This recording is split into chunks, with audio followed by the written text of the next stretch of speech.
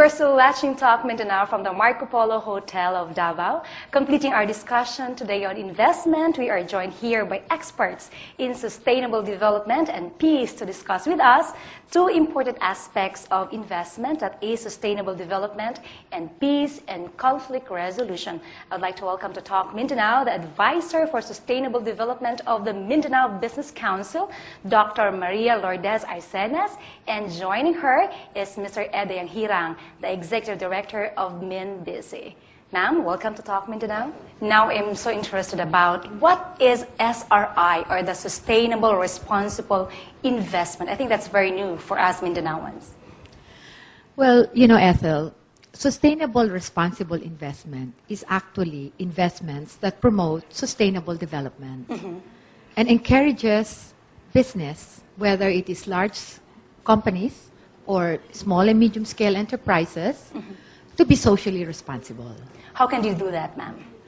Well, we have a lot of resources in Mindanao.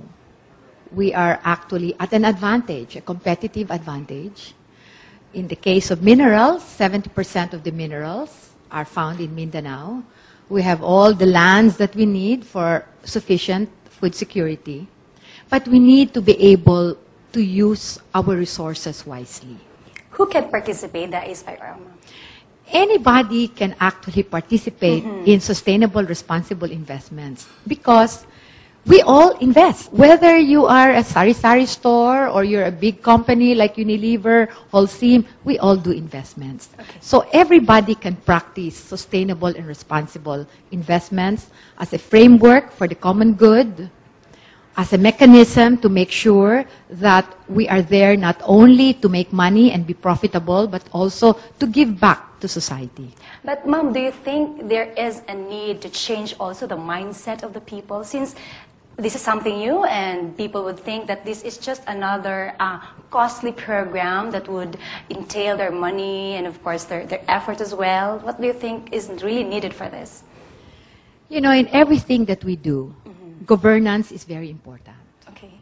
And I think that when you speak of all the issues and problems that we are encountering in our society, it needs political will. Sustainable and responsible investment needs political will. It needs people to make decisions and to do it. As we say in the private sector, let's walk the talk. Many people have asked me, why do we focus on sustainability? We focus on sustainability because we have limited funds and resources. We only have, really, not everybody paying taxes. Yeah. So we have to maximize the use of our resources, whether private or public, to make a difference, to make a positive impact so that we can rise from poverty, so more people will benefit, so that the environment will be protected. How different is that from the common and very traditional corporate social responsibility? When you say CSR, corporate social responsibility, it is basically corporate. Companies.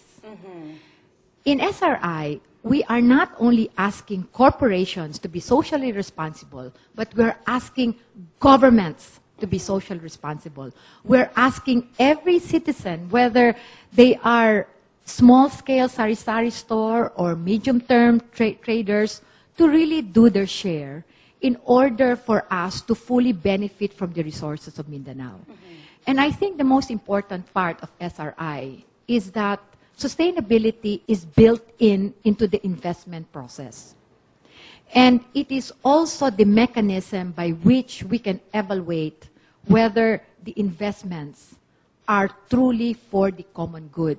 I keep talking about the common good because, alam po ninyo, ang ating bayan ay maraming maaring ibigay sa atin. Ngunit kung titingnan ninyo, ilan-ilan lang ang nakikinabang dito sa mga resources na ito. Ngayon, ang hirap, ang poverty, yun po ang problema. Yung distribution of benefits. So we hope that if everybody will practice sustainability, we will be able to spread the benefits more. I'd like to ask Mr. Ed here, what will be the role of the MINBC or the business sector for this? And do you think it is possible for every businessman to also include into their daily activity the SRR mentioned to us by Ma'am Arsenas here? Thank you, Ethel. The MINBC believes that peace is a major component of to have a sustainable investment. Thus, MINBC will be going around in Mindanao to mobilize the business sector for them to participate in the peace process.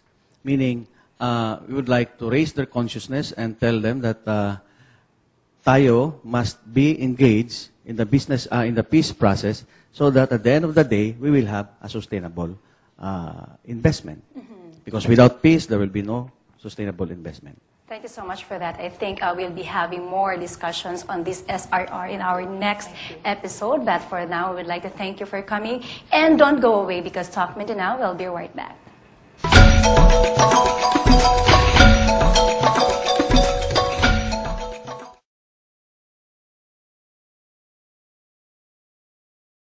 Yeah, I think it's looking good. The fundamentals, I'm involved in agribusiness with IFC, and we're very confident about the opportunities for agribusiness in Mindanao. So I think it is a positive investment climate.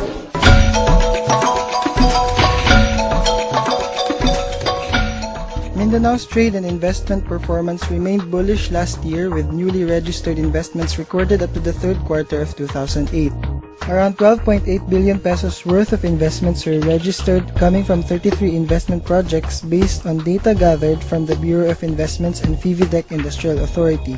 Region 10 registered highest in terms of investment equity share, with a total value of 8.16 billion pesos. This came from 9 investment areas, particularly in power generation, livestock, property development, and steel processing.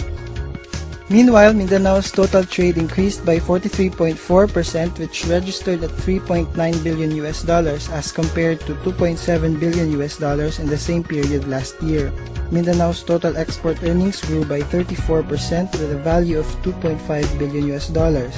Likewise, Mindanao's total imports registered an increase of 64% from $860 million to $1.4 billion as of September this year. Rice accounts 28.8% of Mindanao's total imports. The United States remains Mindanao's top trading partner as of September 2008, with a total trade worth $837 million or 21.2% of Mindanao's total trade. A specialized training on detecting fraudulent documents was conducted recently in Puerto Princesa, Palawan, and Davao City to strengthen efforts in customs, immigration, quarantine, and security, or CIQS procedures. Around 40 participants from 17 various agencies involved on handling CIQS took part in the trainings, which aimed to enhance skills on ensuring security of CIQS-related documents. The trainings also included lectures on identification and handling of dangerous goods and illegal drugs, and identifying imposters. Participants were oriented on the latest techniques in detecting fraud, issuing security features on CIQS-related documents, as well as methods in facial recognition and identification.